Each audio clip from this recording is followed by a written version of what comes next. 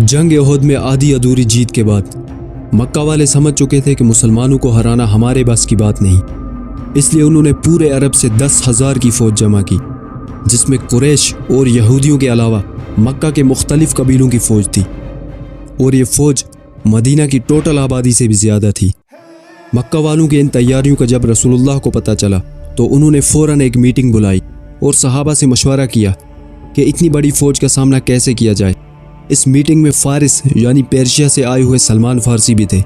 انہوں نے کہا کہ فارس میں ہم ایسے حالات میں اپنے دفاع کے لیے اپنے گرد خندق کھود لیتے ہیں، کیونکہ مدینہ تینوں طرف سے پہاڑوں اور گھنے درختوں کی وجہ سے سیف تھا، اور مدینہ میں داخل ہونا صرف نارتھ سائڈ سے ہی ممکن تھا۔ اس لیے رسول اللہ نے مدینہ کے نارتھ سائڈ میں خندق بنانے کا فیصلہ کیا، اور مسلمانوں نے فوراً خندق کھودنے کا کام شروع کر دیا۔ ٹوٹل 3,000 لوگ خندق کھودنے کے کام میں لگے تھے، اور ہر 10 افراد کو 20 میٹر خندق کھودنے کا کام سونپ دیا، اور مسلمان پوری محنت سے خندق کھودنے لگے۔ لیکن یہ سارا کام اس حالت میں کرنا تھا کہ بھوک کی وجہ سے پیٹ پر پتھر باندھے ہوئے تھے۔ خندق کی کھدائی کے دوران ایک مضبوط چٹان سامنے آ گئی۔ صحابہ نے اسے نکالنے کی بہت کوشش کی لیکن ناکام رہے۔ انہوں نے رسول اللہ سے کہا کہ یہ پتھر تو ٹوٹنے کا نام نہیں لے رہا۔ رسول اللہ نے ایک کدال اٹھائی اور بسم اللہ کہہ کر اس چٹان پر زور سے ماری تو ایک روشن چنگاری چمکی، اور آپ صلی اللہ علیہ وسلم نے فرمایا، اللہ اکبر، مجھے شام یعنی سیریا کی چابیاں دے دی گئی۔ واللہ میں اس وقت وہاں کے سرخ محلوں کو اپنے سامنے دیکھ رہا ہوں۔ دوسری بار بسم اللہ کہہ کر کدال ماری اور فرمایا، فارس یعنی پیرشیا مجھے دے دیا گیا۔ واللہ میں اس وقت مدائن کے سفید محل اپنے سامنے دیکھ رہا ہوں۔ تیسری ضرب ماری اور فرمایا، اللہ اکبر، مجھے یمن کی کنجیاں دے دی گئی، اور فرمایا کہ اللہ نے یہ سارے علاقے مجھ پر فتح کر دیے۔ یہ خوشخبری سن کر صحابہ نے تکبیر کا نعرہ بلند کیا، لیکن منافقین جو وہاں موجود تھے زور زور سے ہنسنے لگے اور مذاق اڑانے لگے کہ ان کے پاس تو کھانے کو روٹی نہیں، پیٹ پر پتھر باندھے ہیں، اور حالت یہ ہے کہ سامنے سے اتنی بڑی فوج انہیں مارنے کے لیے آ رہی ہے، اور یہ لوگ شام، فارس اور یمن کو فتح کرنے کی بات کر رہے ہیں۔ لیکن آج ہم سب جانتے ہیں کہ شام، فارس اور یمن تو کیا بلکہ یہ سارے علاقے مسلمانوں کے کنٹرول میں ہیں۔ فائنلی مسلمانوں نے 60,000 میٹر کا ایک بڑا خندق کھود کر تیار کر دیا۔ اگلے دن جب مکہ والوں کی فوج آئی تو اپنے سامنے اتنا بڑا خندق دیکھ کر ایک دم حیران رہ گئے اور سوچ میں پڑ گئے کہ بھائی یہ لوگ تو ہم سے بھی 2 قدم آگے نکلے۔ دونوں فوجیں خندق کے آر پار کھڑی ایک دوسرے کو دور سے دیکھ رہی تھی۔ مسلمان بھی پورے اطمینان کے ساتھ خندق کے ایک سائڈ پر کھڑے تھے۔ مشرکین کی فوج میں سے اگر کوئی گروپ خندق کراس کرنے کی کوشش کرتا تو مسلمان اس پر تیروں کی بارش کر دیتے اور وہ وہیں رک جاتے۔ آلموسٹ 3 ہفتے یہی سب چلتا رہا، لیکن ایک دن کافروں کا ایک گروپ خندق کراس کرنے میں کامیاب ہو گیا۔ اس گروپ میں ابو جہل کا بیٹا اکرمہ بھی تھا، لیکن حضرت علی نے جا کر ان کے لیڈر کو انجام تک پہنچا دیا اور وہ سارے واپس بھاگ گئے۔ مکہ والے خندق کے اس پار ایک دم بے بس کھڑے کھڑے دیکھتے رہتے، لیکن اچانک ابو سفیان ایک زبردست چال چلتا ہے کہ مدینہ میں تو ہم لوگ گھس نہیں سکتے، تو کیوں نہ ہم مدینہ میں موجود یہودی قبیلے بنو قریظہ کو اپنے ساتھ ملا لیں، اور وہ مسلمانوں کی عورتوں اور بچوں پر حملہ کریں تو مسلمان پیچھے ہٹنے پر مجبور ہو جائیں گے اور ہم ان پر حملہ کر دیں گے۔ یہودیوں نے بغیر سوچے سمجھے ہاں کر دی اور مسلمانوں سے کیے ہوئے سارے معاہدے توڑ دیے، اور اس طرح مسلمان جنگ احد کی طرح ایک بار پھر 2 فوجوں کے درمیان پھنس گئے۔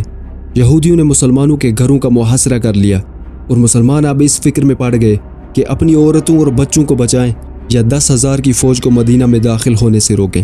اس خطرناک سچویشن میں رسول اللہ نے کہا کہ ہم کافروں کے ایک گروپ بنو غطفان سے ڈیل کر لیں اور ان سے کہیں کہ ہم ان کو ہر سال مدینہ میں اگنے والی فصل کا 3 حصہ دیں گے۔ رسول اللہ نے بنو غطفان کے سردار کو بلایا اور ایگریمنٹ تیار کیے، لیکن ایگریمنٹ پر سائن کرنے سے پہلے آپ صلی اللہ علیہ وسلم نے صحابہ سے پوچھا کہ ان کا اس بارے میں کیا خیال ہے، تو صحابہ نے کہا کہ اگر یہ اللہ کا حکم ہے تو بالکل ڈیل کر لیتے ہیں، لیکن اگر آپ ہمارے بچوں کو بچانے کے لیے ایسا کر رہے ہیں تو ان کافروں کے لیے ہمارے پاس تلواروں کے سوا کچھ بھی نہیں۔ رسول اللہ نے کہا کہ اب تو فیصلہ تلوار سے ہی ہوگا۔ ان سخت حالات میں مسلمانوں کا حوصلہ پوری طرح ٹوٹتا جا رہا تھا، لیکن اچانک کہانی میں ایک بہت بڑا ٹوسٹ آتا ہے اور ایک شخص کی انٹری ہوتی ہے جو حالات کو ایک دم پلٹ کر رکھ دیتا ہے، اور وہ گیم چینجر ہیرو نعیم بن مسعود تھے۔ اگلے دن نعیم کافروں کی فوج سے نکل کر سامنے آتے ہیں اور محمد صلی اللہ علیہ وسلم کے پاس پہنچ کر کہتے ہیں کہ میں نے اسلام قبول کر لیا، لیکن اس بات کا میری قوم کو بھی نہیں پتہ۔ آپ بتائیں میں آپ کی کیا خدمت کر سکتا ہوں؟ رسول اللہ نے کہا کہ اگر تم کافروں کا اتحاد توڑ دو تو حالات ہمارے حق میں ہو جائیں گے۔ انہوں نے کہا کہ بالکل میں ایسا ہی کروں گا۔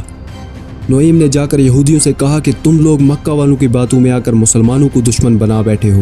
سوچو اگر مکہ والے جنگ ہار گئے تو وہ بھاگ کر واپس چلے جائیں گے، لیکن اس کے بعد تمہیں مسلمانوں کے غضب سے کون بچائے گا؟ اس لیے میں تو کہتا ہوں کہ یہ ڈیل ختم کر دو۔ ہاں اگر پھر بھی تم لوگ ڈیل کرنا چاہو تو گارنٹی کے طور پر مکہ والوں کی فوج سے کچھ لوگ اپنے پاس رکھ لو تاکہ وہ تمہیں اکیلا چھوڑ کر بھاگ نہ پائیں۔ اگر وہ سچے ہیں تو اپنے آدمی تمہارے پاس ضرور بھیجیں گے۔ اس کے بعد وہ سیدھے کافروں کے پاس گئے اور کہا کہ یہودی اور مسلمان تو ایک ہو گئے۔ یہودیوں نے محمد صلی اللہ علیہ وسلم سے اپنی غلطی کی معافی مانگ لی اور کہا کہ ہم مکہ والوں کے کچھ سرداروں کے سر کاٹ کر آپ کی خدمت میں پیش کر دیں گے۔ ابو سفیان نے یہودیوں کو پیغام بھیجا کہ کل ہم حملہ کریں گے تو تم لوگ بھی تیار رہو۔ یہودیوں نے کہا کہ کل تو ہفتہ ہے اور ہم ہفتے کے دن کوئی خون خرابہ نہیں کرتے، لیکن ہاں اگر ایک دن بعد تم لوگ حملہ کرو تو ہم تیار ہیں، مگر ایک شرط ہے، تمہیں اپنے کچھ آدمی ہمارے پاس رکھنے ہوں گے کیونکہ ہمیں تم لوگوں پر ذرا بھی بھروسہ نہیں۔